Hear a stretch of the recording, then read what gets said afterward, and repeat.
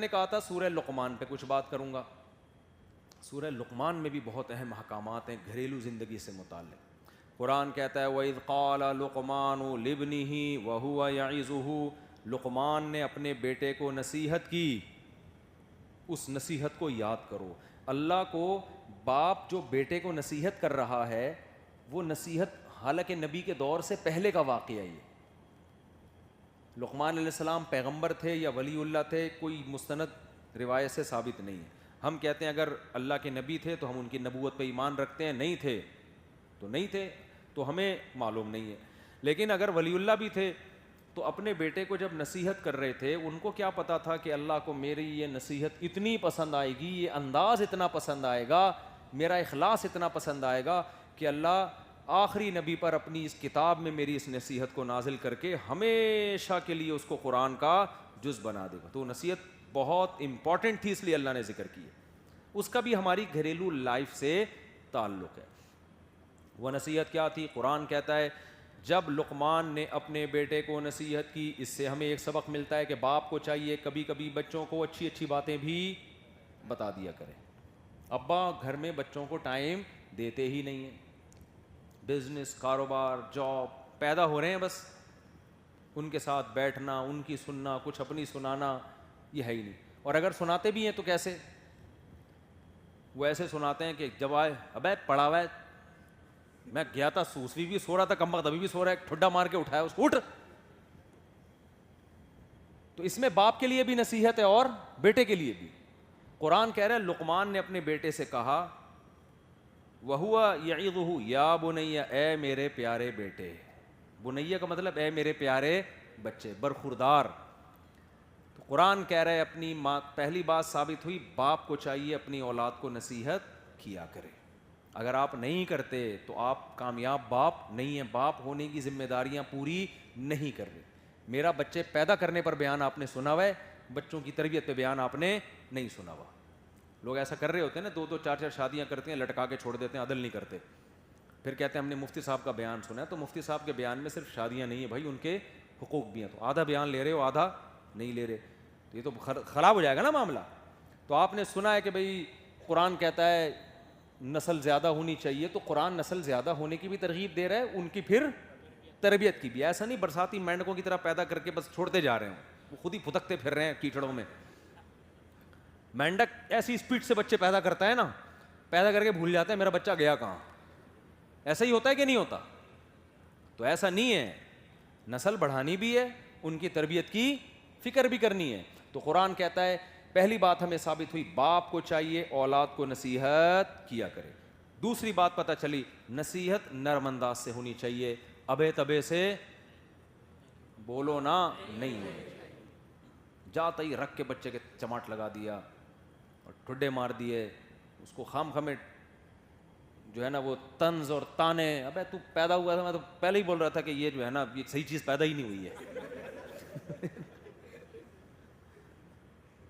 اس طرح کی نا ان بچوں اپنے اولاد کی دوسروں کے سامنے برائی کر رہے ہوتے ہیں. یار میرا یہ بیٹا بڑا, جب بیٹے کو پتہ چلتا ہے میرا باپ دوسروں کے سامنے میری برائی کرتا ہے تو بیٹے پہ بڑے نیگیٹو اثر پڑتا ہے اس کا. دوسروں کے سامنے نہ اس کی راز فاش کیا کرو, بولو بھائی ہمارے گھر کا معاملہ ہے. لیکن بیٹے کو یہی حکم ہے کہ باپ اگر بدتمیزی کرتا ہے تو آپ اس کا جواب نہ دیں, آپ نے احترام کرنا ہے. خیر قرآن کہتا ہے لقمان علیہ السلام نے کہا یا بنیہ, اے میرے پیارے بچے, لا تشرک باللہ. نصیحت کی ابتدا کہاں سے شروع ہوتی ہے؟ ہماری ابتدا یہاں سے شروع ہوتی ہے. بیٹے اسکول ٹائم پہ جایا کرو, دکان ٹائم پہ جایا کرو. اے میرے پیارے بچے, یہ تیرے یہ جو دکان ہے نا تیرے باپ کی دکان, ایک دن وہ مر جائے گا, کھائے گا کہاں سے؟ ہمارے ہاں نصیحت کس سے شروع ہوتی ہے؟ یہاں سے. اے میرے بچے میں تیرا باپ ہوں, مجھ سے تمیز سے بات کیا کر, یہاں سے شروع ہوتی ہے. اللہ کہتے ہیں یہاں سے نہیں, سب سے پہلے انٹروڈکشن ہوگا اللہ کا. اللہ کی مانے گا تو آپ کی مانے گا, اللہ کو نہیں مانے گا تو پھر انگریز اللہ کو نہیں مانتے تو باپ کو مانتے ہیں. ابے بھائی انگریزوں کے ہاں ہیومن رائٹس ویمن رائٹس کے اتنے رٹے لگا لگا کے پہاڑے یاد کیے ہوئے انہوں نے, صبح و شام ویمن رائٹ پہ چیختے رہتے ہیں, ابا کو بوڑھے ہوتے ہی اولڈ ہاؤس میں جمع کرا کے آ جاتے ہیں, کیونکہ خدا کو نہیں مانتے. اور ابا کے پہلے تو حقوق ختم کیے, پھر ابا ہی مارکیٹ سے شارٹ کر دیے انہوں نے. نہیں آئی بات سمجھ؟ اب جن کے ہوتے ہیں وہ فادر ڈے مناتے ہیں, جن کے نہیں ہوتے وہ کہتے ہیں صرف مدر ڈے ہی سال میں ایک دفعہ کافی ہے. اب یہ بھی ایک مسئلہ ہے کہ لوگ پوچھتے ہیں, وہاں کوئی بھی مائیکل ہوگا, پوچھیں گے آپ کے فادر ہیں, وہ کہے گا ہاں ہیں. اچھا ہمارے یہاں تو نہیں ہوتے, آپ کے یہاں ہوتے ہیں؟ اچھا آپ ہونے والے لوگوں میں سے ہیں, ان کے ہیں. یہ ایک بحث چل پڑی ہے. ہمارے یہاں ابھی تک اس طرح کی رپورٹ الحمدللہ نہیں ہے. بھائی ابا تو ہیں, تو کیا ہے, انہوں نے گاڈ کو اپنی ڈکشنری سے نکالا, جب خدا نکل گیا تو حقوق ختم. تو اگر آپ بچے کو اپنا وفادار بنانا چاہتے ہو تو سب سے پہلے اس کو اللہ سکھاؤ. تو اس لیے لقمان علیہ السلام نے کہا یا بنیا, اے میرے پیارے بچے, لا تشرک باللہ. اللہ کے حقوق میں سب سے پہلا ہے کہ اس کو اکیلا مانا جائے, اس کے ساتھ کسی کو شریک نہ کیا جائے. اگر مسلمانوں میں اس کا رواج ہوتا, بچوں کی تربیت کلمہ توحید سے شروع کرتے, تو آج جو ہمارے معاشرے میں مزار پرستی, یا رسول اللہ مدد, یا غوث اعظم مدد, یا علی مدد, اور قبروں پہ سجدے, یہ مسلمانوں میں رائج ہوتے؟ یہ ہوئے اس لیے کہ ہم نے بچوں کی تربیت کلمہ توحید سے شروع کی نہیں ہے, دوسری چیزوں میں لگا دیا ان کو پہلے. اب نمازی بھی ہوگا بچہ, قبر پہ سجدہ کر رہا ہوگا, روزے بھی رکھ رہا ہوگا, اور قوالیوں میں شرکیہ کلام بھی پڑھ رہا ہوگا. عرب میں یہ بڑی اچھی عادت ہے, وہ بچے کو سب سے پہلے کیا سکھاتے ہیں, وہاں اسکولوں میں سب سے پہلے توحید, وہاں جمعے کے خطبوں میں سب سے پہلے توحید. تو اس کا ہمیں بھی رواج دینا چاہیے. تو بچے کو سب سے پہلے کیا سکھانا ہے, بیٹا ہم ایک خدا کو مانتے ہیں, ہندوؤں کی طرح ہمارے ہزاروں بھگوان نہیں ہوتے, ہم عیسیٰ کو اللہ کا بیٹا نہیں کہتے, ہم کسی قبر پہ نہیں جھکتے, سارے بزرگ, سارے اولیاء, سارے پیغمبر اللہ کے ایک جیسے محتاج ہیں. یہ ہے توحید.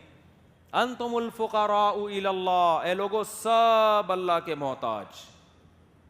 بیٹا نبی سے دعا نہیں مانگنی, فرشتوں سے دعا نہیں مانگنی, حاجات میں ایاک نعبد, اے اللہ ہم تیری عبادت کرتے ہیں اور تجھی سے مدد. تو اپنا انٹروڈکشن بعد میں, اللہ کا انٹروڈکشن پہلے. نہیں آ رہی بات سمجھ میں؟ اور اسٹائل نرم. اسٹائل کیا ہونا چاہیے؟ نرم. یا بنی لا تشرک باللہ ان الشرک لظلم عظیم.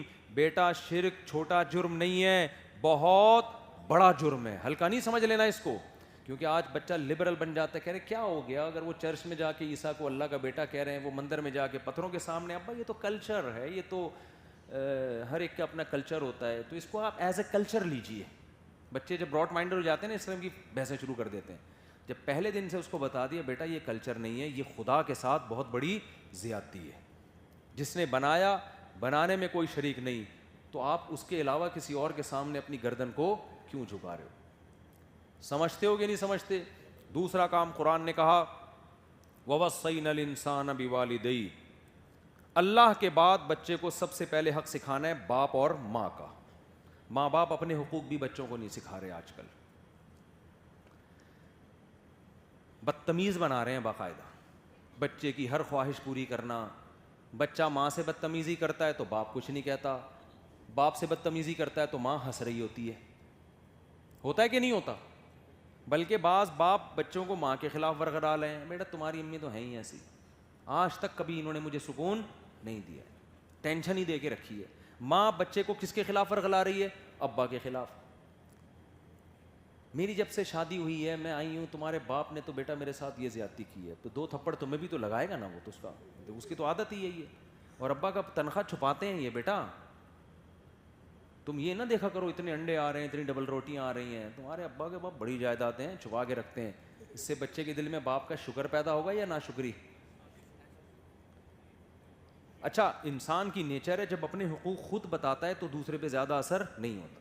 تو پتہ چلتا ہے کہ باپ کو چاہیے وہ ماں کے حقوق بتائے, سمجھتے ہو, اور ماں کو چاہیے وہ باپ کے حقوق بتائے. اگر شوہر نے بیوی کو ڈانٹ دیا بچوں کے سامنے, تو عورت بند کمرے میں جا کے لڑ لے اس سے کہ بچوں کے سامنے نہ ڈانٹا کرے مجھے. سمجھتے ہو؟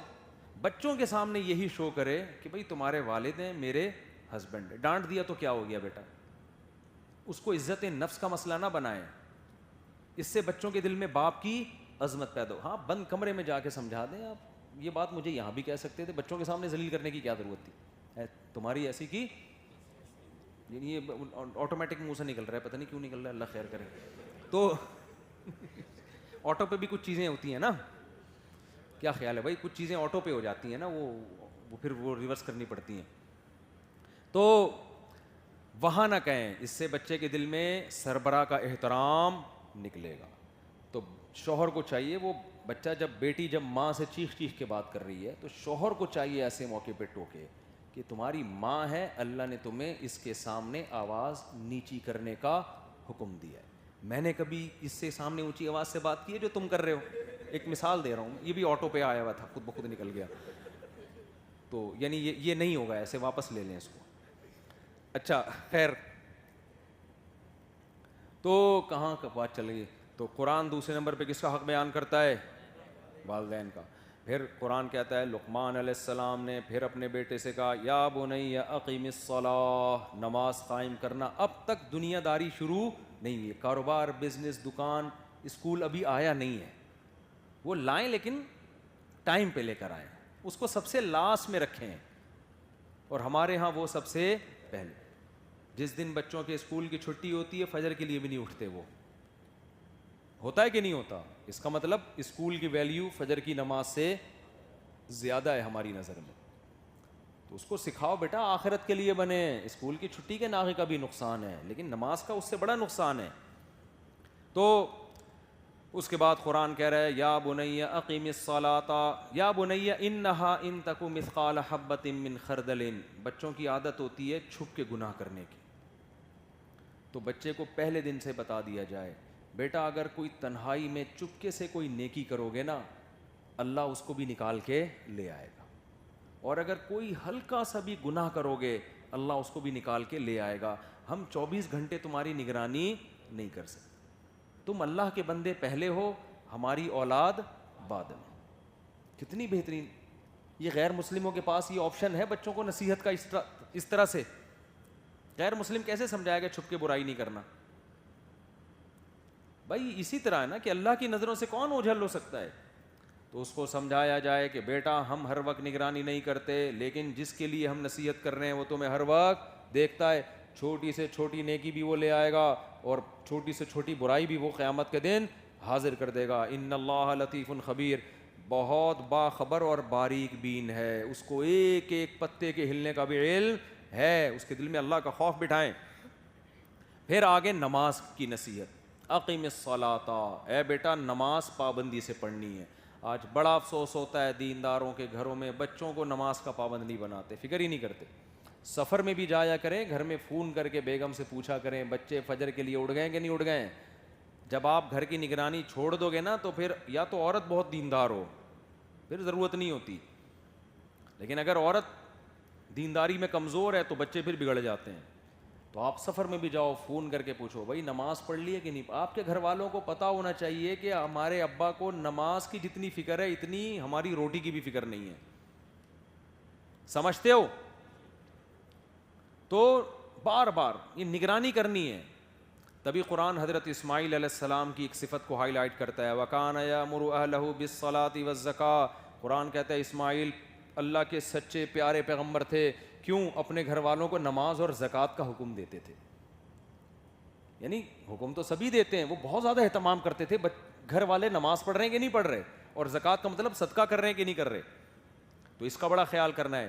آگے اللہ, جلدی سے کمپلیٹ کروں نا اس کو میں, آگے اللہ قرآن میں فرماتے ہیں کہ وَأَمُرْ بِالْمَعْرُوفِ وَانْهَ عَنِ الْمُنْكَرِ. بیٹا معاشرے میں کوئی برائی نظر آئے تو خاموش نہیں رہنا ہے, اس کے خلاف بولنا ہے.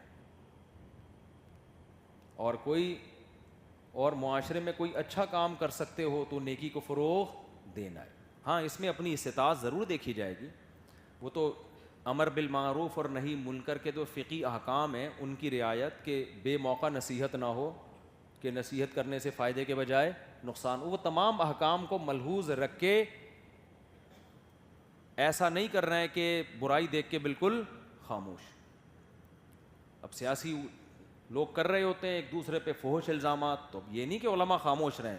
جہاں زیادتی ہو رہی ہے یہ علماء کی ذمہ داری ہے وہ تنبیہ کریں کہ بھئی یہ زیادتی ہے. جو بھی جتنا آسانی سے ممکن ہو. تو آگے قرآن کہتا ہے وَأْمُرْ بِالْمَعْرُوفِ وَانْهَ عَنِ الْمُنْكَرِ, بیٹا بات ہمیشہ سچ کی کرنا زبان سے, اور برائی سے لوگوں کو اپنی استطاعت کے بقدر روکنا. آگے قرآن کہتا ہے وَاصْبِرْ عَلَىٰ مَا أَصَابَكَ, اور اس کے نتیجے میں جب ری ایکشن ہوگا تو اس پہ صبر کرنا ہے. دیکھو یہ نہیں کہا قرآن نے کہ توحید پہ چلنا, جو ری ایکشن ہوگا صبر کرنا, یہ نہیں کہا. کیوں؟ لقمان علیہ السلام توحید پرست تھے, بیٹا بھی توحید پرست تھا. جب مسلمان توحید پہ چلتا ہے آگے سے کوئی ری ایکشن نہیں ہوتا. اگر باپ بھی مسلمان ہے, ہاں کوئی غیر مسلم اسلام لائے گا تو ری ایکشن ہوگا. تو ہم اگر توحید کی بات کریں تو کوئی ری ایکشن ہوگا, لہذا صبر کی بھی ضرورت نہیں ہے. اس لیے وہاں انہوں نے صبر کا نہیں کہا. کیا ہو گیا بھائی, اگر تھک گئے ہو تو ختم کر دیتے ہیں. وہاں انہوں نے صبر کا لفظ استعمال نہیں کیا کیونکہ ابا بھی توحید پرست, خاندان بھی توحید پرست, یہاں صبر کی ضرورت ہی نہیں پڑے گی, بس توحید پہ قائم رہنا. پھر جب نماز کی بات آئی تو یہ نہیں کہا بیٹا صبر کرنا, کیونکہ نمازی گھرانے میں نماز چھوڑنا مشکل ہوتی ہے, پڑھنا مشکل. سب روزہ رکھ رہے ہو, ایک بیٹا نہیں رکھے تو سارا دن ذلت سے چرسیوں کی طرح اس کا منہ نظر آتا ہے نا, کبھی ادھر گھس کے کھا رہا ہے, کبھی بیٹھ کے نیچے گھسا ہوا ہے, کبھی واش روم میں جا کے ٹھوس رہا, اور خود بھی اس کا ضمیر ملامت کر رہا ہوتا ہے کیا کر رہا ہے تو. مسلم, کیونکہ مسلم خاندان کی بات ہو رہی ہے نا. لیکن جہاں بات آئی بیٹا حق بات کرنا, برائی سے لوگوں کو روکنے کی کوشش کرنا, کہیں بھی بے اعتدالی ہو رہی ہے تو اس کو بولنا, چپ نہ بیٹھے رہنا. حالانکہ مسلم خاندان ہے, لیکن یہاں کہہ رہے ہیں وَاصْبِرْ عَلَىٰ مَا أَصَابَكَ, پھر جو مصیبت پہنچے گی اس پہ صبر کرنا. کیا مطلب؟ اب سے پہلے جتنی نصیحتیں کی ہیں ان پہ پبلک کی طرف سے ری ایکشن نہیں ہوگا, لیکن جب حق بات کرو گے تو اپنے بھی خلاف ہو سکتے ہیں. یہ تو ایسا لگ رہا ہے نازل ہی آج کے بارے میں ہوئی ہے. جب آپ حق بات کرو گے نا تو بعض دفعہ آپ کے اپنے بھی, کیوں قرآن کہتا ہے بات سچی کرو اگرچہ تمہارے والدین کے خلاف جا رہی ہو. اوِل والدین والاقربین, کسی نے آپ کے باپ پہ کیس کر دیا کہ اس نے میرے پیسے چرائے ہیں, عدالت نے آپ کو گواہی کے لیے بلایا, آپ کو پتا ہے میں نے اگر کہہ دیا کہ میرے ابا نے چرائے تو ابا کو جیل ہو جائے گی. اسلام کہتا ہے آپ کو یہ بولنا پڑے گا کہ میرے ابا نے چرائے ہیں. حالانکہ ابھی تھوڑی دیر پہلے اسلام والدین کے حقوق بتا رہا ہے. تو اسلام آپ کو ماں باپ کے بارے میں بے انصافی کی اجازت نہیں دیتا, تو اپنے سیاسی لیڈر کے بارے میں بے انصافی کی اجازت کہاں سے دے دے گا؟ کیا آپ چونکہ فلاں جماعت کے ہیں, سیاسی لیڈر ہیں, لہذا جو آپ کا لیڈر دوسرے پہ الزام لگا دے آپ نے اس الزام کو سچا مان کے اس پہ وہی الزام لگانے جو آپ کے لیڈر کہہ رہے ہیں؟ یہ جائز ہوگا اسلام میں؟ آپ پی ٹی آئی کے ہیں تو اب آپ نے مسلم لیگ پہ ہر وہ الزام لگانے جو پی ٹی آئی لگا رہی ہے, جبکہ آپ کے پاس کوئی ثبوت نہیں ہے. آپ چونکہ جے یو آئی کے ہیں تو آپ نے اب جے یو آئی میں ہونے کی وجہ سے ہر وہ الزام جو اس نے پی ٹی آئی پہ لگائے آپ نے وہ لگانا ہے. اور آپ اگر پیپلز پارٹی کے ہیں اور پھڈا مسلم لیگیوں سے چل رہا ہے تو اس نے نواز شریف کو چور کہہ دیا تو آپ نے بھی چور کہنا ہے, کیونکہ زرداری نے اس کو چور کہا ہے اور بندر بھی پیچھے ہنس رہے ہیں کہ کیا کہہ دیا. ایک میمز آئی ہے, زرداری صاحب کہہ رہے ہیں جب غریب آدمی بھوکا سوتا ہے تو مجھے رونا آتا ہے, مجھے بہت افسوس ہوتا ہے غریب کو دیکھ کے. پیچھے دکھائے بندر جنگل کے, وہ بھی ہنس رہے ہیں اس بات پہ, پوری دانت کھول کھول کے نا بندر بھی. لیکن پیپلز پارٹی والے یہ کریں گے, وہ نواز شریف پہ ایسا الزام لگا, جب ابھی تو پھڈا نہیں چل رہا نا, لیکن جب چلے گا پھڈا پھر دیکھنا. اگر وہ جناب زرداری صاحب کہیں گے نواز شریف نے یہ چوری کی, بغیر تحقیق کے مان لیں گے. بھئی آپ کے پاس تحقیق نہیں ہے, آپ وہ الزام اپنے لیڈر کے کہنے پہ کسی دوسرے پہ مت لگاؤ. قرآن کہہ رہے ہیں اپنے باپ کی رعایت, ماں کی رعایت نہیں کر سکتے تو اپنے لیڈر کی رعایت کہاں سے؟ تو آپ نے ایسے موقع پہ آپ جس بھی سیاسی تنظیم کو جوائن کرو, لیکن اپنے لیڈر کے کہنے پہ بلا دلیل آپ نے کسی پہ الزام نہیں لگانا. یہ بڑا چل رہا ہے وہ چور ہے وغیرہ, نہیں وہ چور ہے وغیرہ, اس نے اتنے کھا لیے وغیرہ, اتنے کھائے بھی ہیں, میں نہیں کہتا کہ نہیں کھائے ہیں, اس پہ تو ثابت ہو چکا ہے بہت سے لوگوں نے بہت کچھ کھایا ہے الحمدللہ. پوری اسٹیل ملیں کھا کے ان کے چمچ بھی چھوڑے نہیں ہیں. اسٹیل مل میں تو اگر ایک چمچ بھی اسٹیل کا تھا نا, وہ بھی ہمارے حکمرانوں نے الحمدللہ چھوڑا نہیں ہے. اسٹیل مل میں چمچ بنتے نہیں ہیں, اسٹیل مل میں تو خام لوہے کو لے جا کے سریے کی شکل میں نکالا جاتا ہے. تو اگر وہ سریا کھا جاتے تو ہمیں اعتراض نہیں ہوتا, لیکن اسٹیل مل میں جو دائیں بائیں اسٹیل کے چمچ پڑے ہوئے تھے, جو اسٹیل مل سے ان کا کوئی تعلق نہیں تھا, وہ بھی کھا گئے الحمدللہ. تو جن چیزوں کا اسٹیل مل سے تعلق نہیں ہے لیکن تھیں اسٹیل کی, جب ان کو نہیں چھوڑا تو جو جن کے لیے سیل ول بنی تھی اس کو کون چھوڑے گا؟ تو کھائیں، میں مانتا ہوں، آپ یہ نہ سمجھے کہ میں اپنے حکمرانوں کو کہہ رہا ہوں دودھ کے دھلے ہوئے، لیکن بعض الزامات ایسے ہوتے ہیں جو صرف دوسرے کو نیچا دکھانے کے لیے ہوتے ہیں. تو کوئی بھی کسی پہ لگائے، آپ نے اس الزام کو قبول نہیں کرنا. کوئی اچھا کام کرے اپریشیٹ کرنا ہے، آپ کی تنظیم کا کرے یا مخالف کرے. برا کام کر رہے حوصلہ شکنی کرنی ہے، آپ کی تنظیم کا کرے یا دوسرے کی تنظیم. یہ میرا حکم نہیں ہے بھائی، یہ کس کا حکم ہے؟ قرآن کا. اس پہ پتہ ہے کیا ہوگا؟ وَاصْبِرْ عَلَىٰ مَا أَصَابَكَ. جب آپ حق بات کہیں گے تو لقمان علیہ السلام کہہ رہے ہیں یہاں پبلک خاموش نہیں رہے گی، یہاں پبلک آپ کے اگینسٹ ہونا شروع ہو جائے گی. لوگ کہیں گے بک گیا، لگ رہا ہے فلاں تنظیم نے پیسے دیے ہوئے ہیں اس کو، جبھی اس کی اتنی حمایت کر رہا ہے، کھا گیا پیسے. حالانکہ ان میں ایسے لوگ بھی ہوں گے جن کو جو ملنے کے لیے گئے ان کو چائے کا کپ بھی نہیں ملا. ایسے بھی لوگ ہوتے ہیں علماء بیچاروں کو، جو جس کی حمایت کر رہے ہوتے ہیں اس نے ان کو کبھی 5 روپے بھی نہیں دیے ہوتے. گھر جب کوئی کسی کے جاتا ہے تو بندہ چائے تو پلاتا ہے نا. بعض ایسے علماء بھی ہیں کسی سیاسی لیڈر کی حمایت کی، اس کے گھر ملنے کے لیے گئے، اس نے چائے بھی نہیں پلائی اس کو. وہ آ کے بتا رہے تھے چائے بھی تک ہی نہیں ملی، پھر بھی وہ اس کی حمایت کر رہے ہیں اور لوگ الزام لگا رہے ہیں لاکھوں ڈالر کھایا ہوا ہے اس نے. سمجھ میں آ رہی؟ تو یہ ہماری قوم کا ایک المیہ ہے.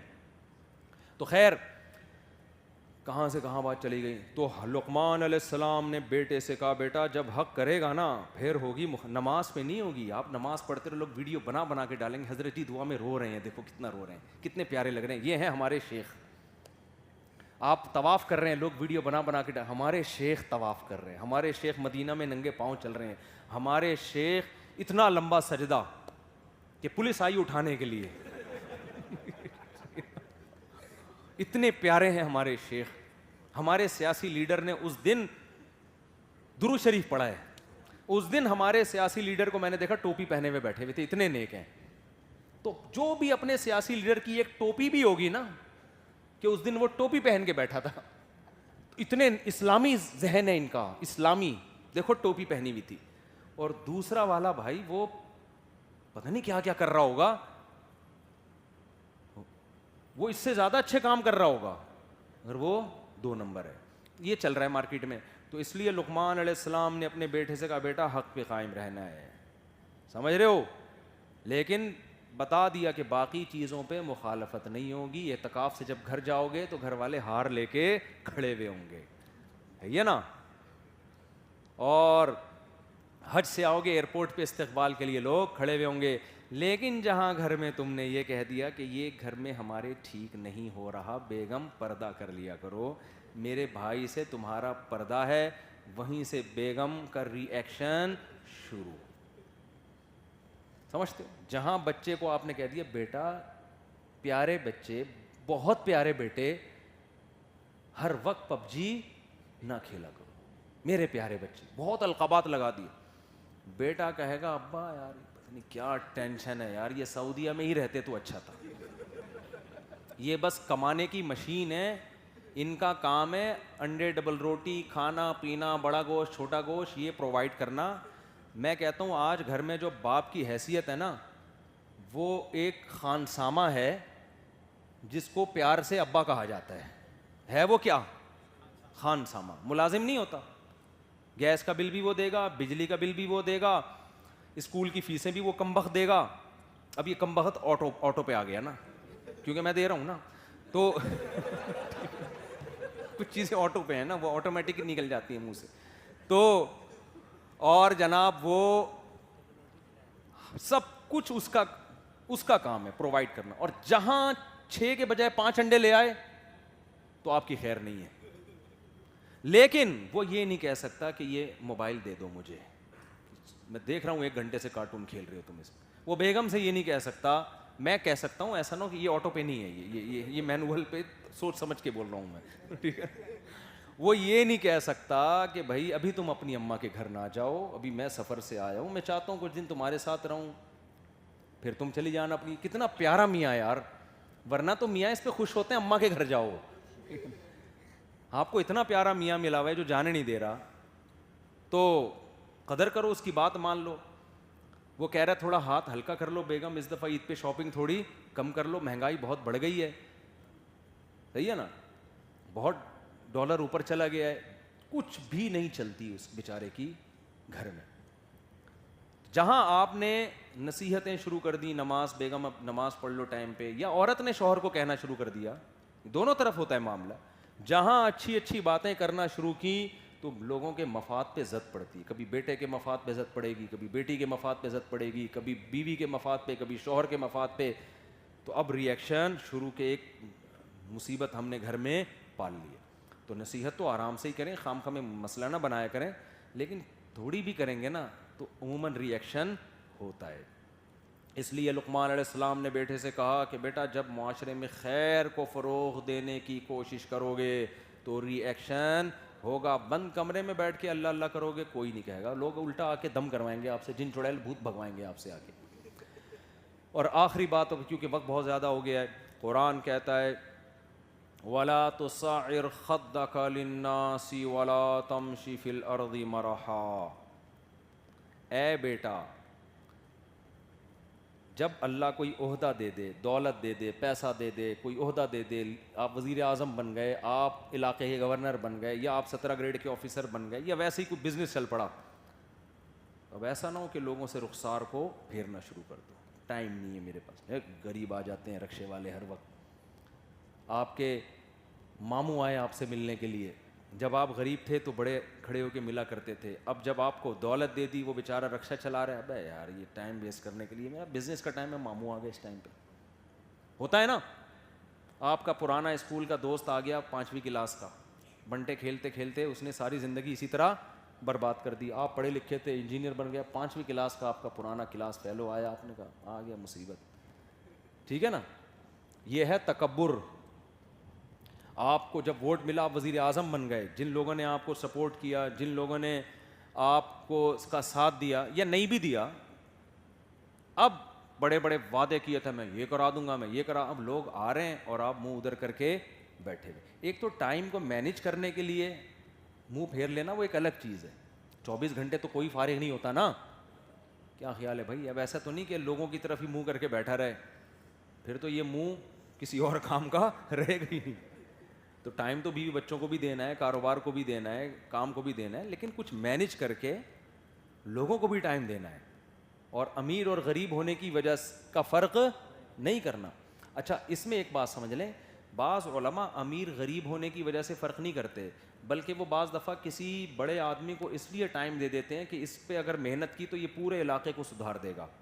تو اس کو تکبر نہیں کہا جائے گا.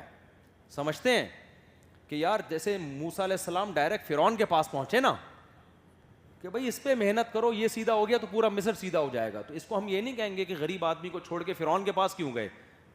سمجھتے ہو؟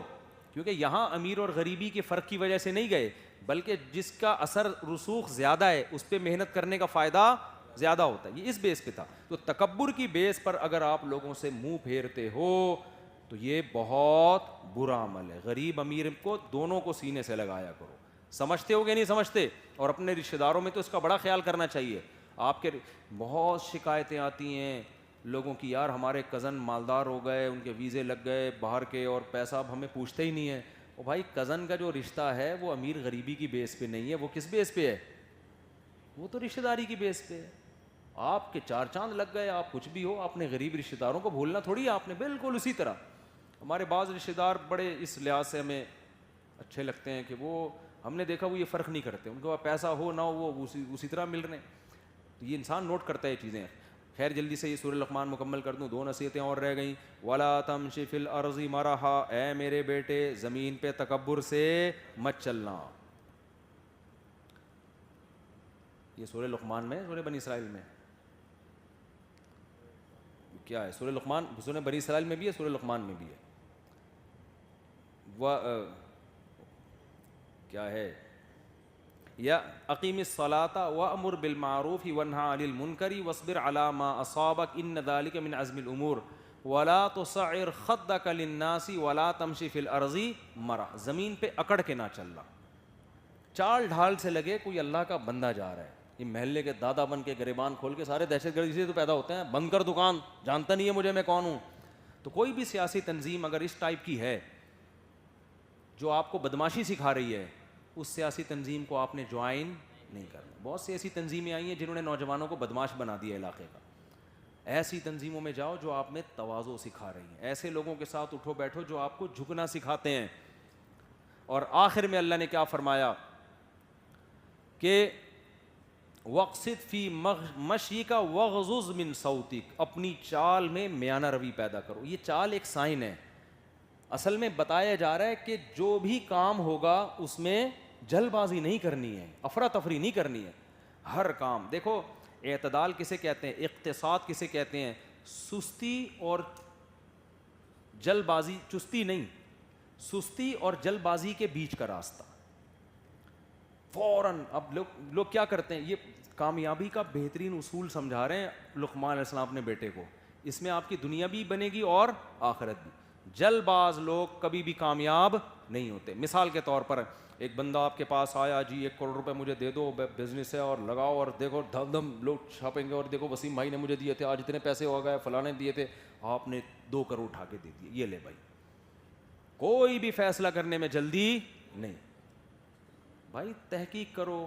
لالچ میں آ کے نا انسان کہتا ہے بس میں, جیسے وہ مزاربت اسکینڈل نہیں چلا تھا, ہم چیخ چیخ کے تھک گئے بھائی, یہ 2 نمبری ہو رہی ہے, یہ بندہ پیسہ لے کے بھاگ جائے گا. ہم داڑھی والوں کو بھی سمجھا رہے, تبلیغ والوں کو بھی, ٹوپی والوں کو بھی, بغیر ٹوپی والوں کو بھی, او بھائی اتنا پروفٹ انویسٹمنٹ پہ کوئی نہیں دیتا, یہ کہاں سے دے رہا ہے. مجھے یاد ہے وہ دن, ہمارے استاد حضرت مفتی احمد ممتاز صاحب, اللہ ان کی عمر میں برکت دے, وہ پورے ملک کا دورہ کر کے آئے, مدرسوں میں خطاب کر رہے ہیں, اسکولوں میں, جہاں جہاں ان کو موقع مل رہا ہے سب کو سمجھا رہے ہیں بھائی ایسا نہیں ہوتا, ایک آدمی اتنی رقم لے کے یہ بھاگ جائے گا. لیکن پیسہ اس نے اتنا دینا شروع کیا نا کہ آنکھیں اندھی ہونا شروع.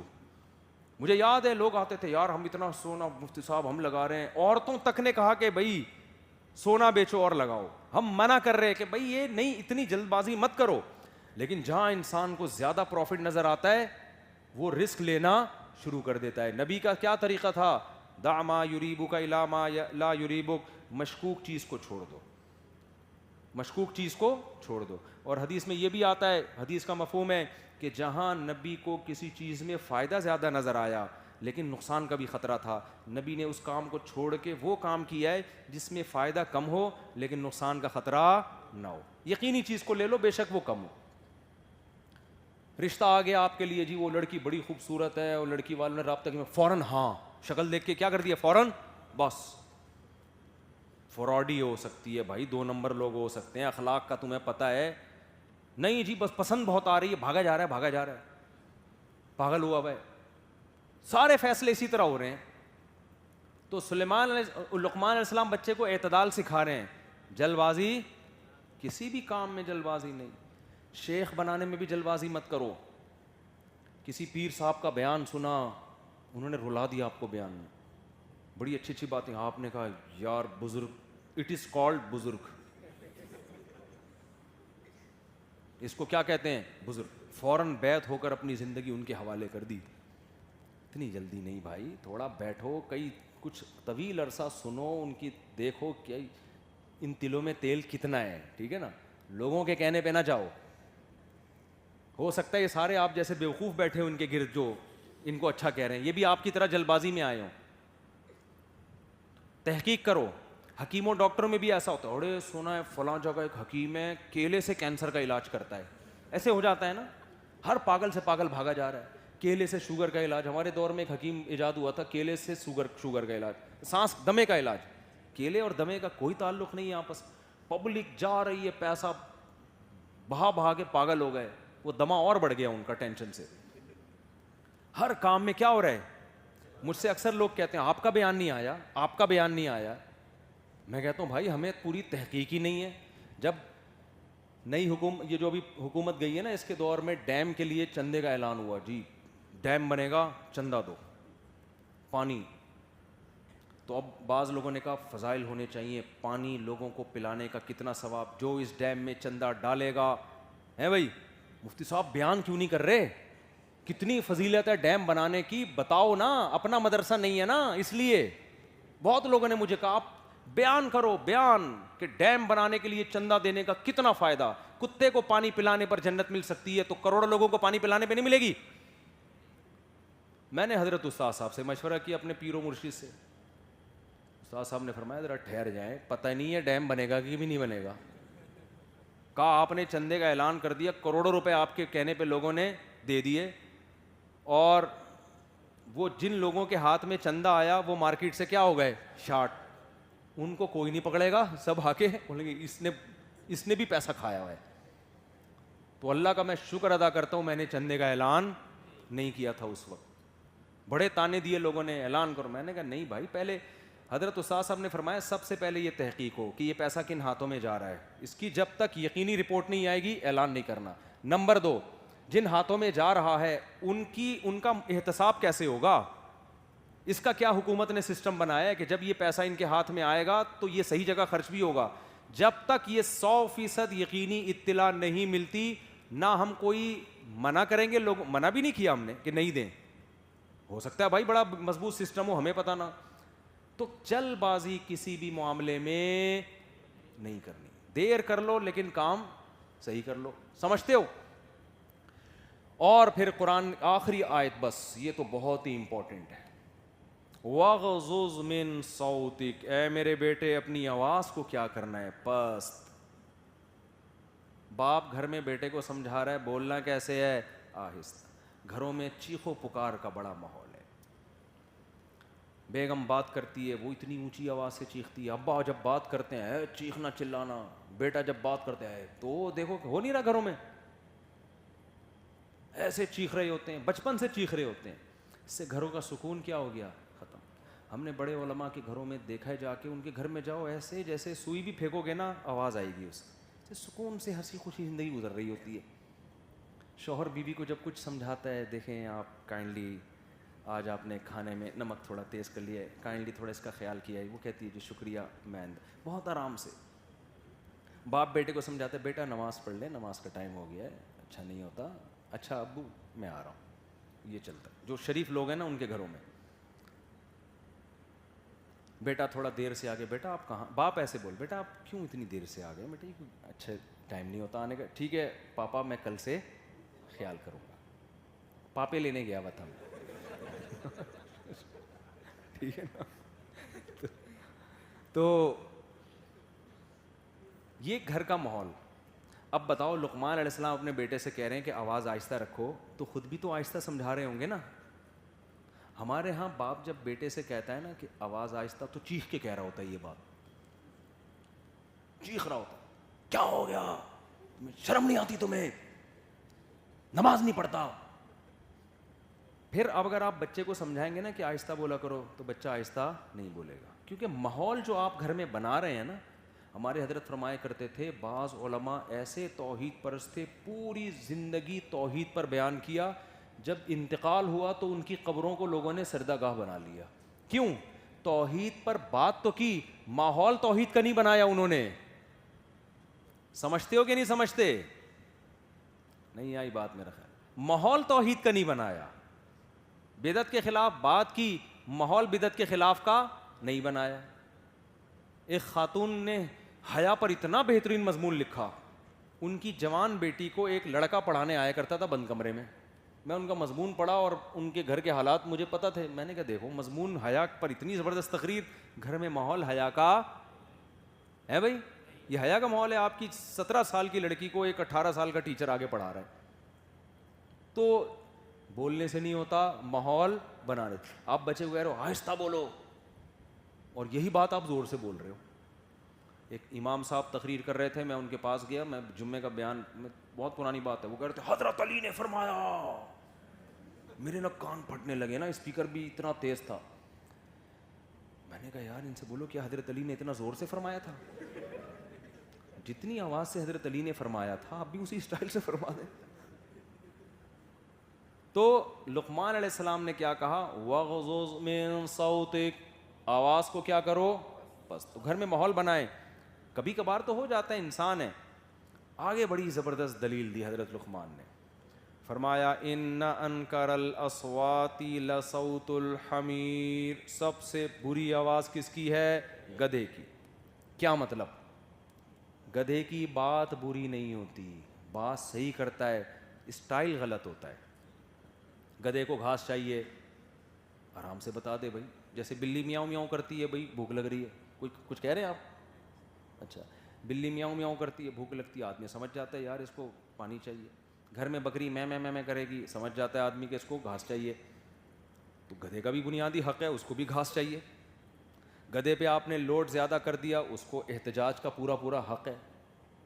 کیا خیال ہے یار بھائی صاحب, ذرا تھوڑا سریا کم رکھو یار. میں بھی گدھے ہونے کا یہ مطلب تو نہیں ہے کہ سلوک بھی گدھوں جیسا کرو میرے ساتھ. تم تو انسان ہو نا, میں گدھا ہوں لیکن تم کیا ہو, انسان ہو نا. وہ ایک آدمی کتے سے بہو بہو کر کے بات کر رہا تھا, کتا کہتا میں تو کتا ہوں, تجھے کیا ہو گیا, تو اپنے اسٹائل میں بات کرنا مجھ سے. تو گدھا جو ہے نا, گدھے کے ساتھ وہ گدھا ہے, آپ اس پہ لوڈ ضرورت سے زیادہ ڈال رہے ہو, اس کی علامت گدھا وہ ہے لیکن حرکتیں آپ کی گدھے والی. حرکتیں کس کی گدھے جیسی ہیں, وہ آپ کی گدھے والی ہیں. تو گدھے کی بات غلط نہیں ہوتی, اسٹائل کیا ہوتا ہے غلط. تو ذرا سے کوئی گھاس چاہیے, پورا پھیپڑوں میں نا آکسیجن لے کے جائے گا اور پورے پریشر کے ساتھ پھر آٹو پہ ہو جاتا ہے, وہ آٹو پہ آ جاتا ہے ایک دم. آدمی کہتا ہے بھائی چپ ہو جاتا. مجھے گدھے سے ہمیشہ تھر کا یاد آتا ہے. ہم لوگ تھر میں تھے یہاں پاک ایڈ ویلفیئر ٹرسٹ کی طرف سے. تھر میں ہم نے کیمپ لگانے تھے, خوراکیں تقسیم کرنی تھی, اور وہ مکاتب جو پاک ایڈ ویلفیئر ٹرسٹ نے بنائے ہیں, وہ میری ایک تصویر بھی تھر کی وائرل ہوئی نا, میں فجر کے بعد سو رہا ہوں, وہ تو کسی نے چپکے سے لے کر ڈال دی. وہ اس لیے کہ رات کو ہم سوئے نہیں تھے. ہم نے تھر میں کیا کیا, کوئی جگہ تو تھی نہیں, ریگستان تھا, تو مچھردانیاں لگا دی وہاں لوگوں نے ہمارے لیے نا. ہم اس میں لیٹ گئے, بہت تھکے ہوئے تھے ہم, سارا دن کے تھکے ہوئے, رات بھی نیند نہیں ہوئی تھی ہماری, بہت سخت سب کو نیند آ رہی. ہم جب لیٹے ہیں نا مچھردانیوں میں, پہلے ایک گدھے کی آواز آئی پوری اسپیڈ کے ساتھ نا, اتنی زور سے اس نے سانس کھینچ کے آٹو پہ آ گیا پھر وہ نا, خود بخود آٹومیٹک.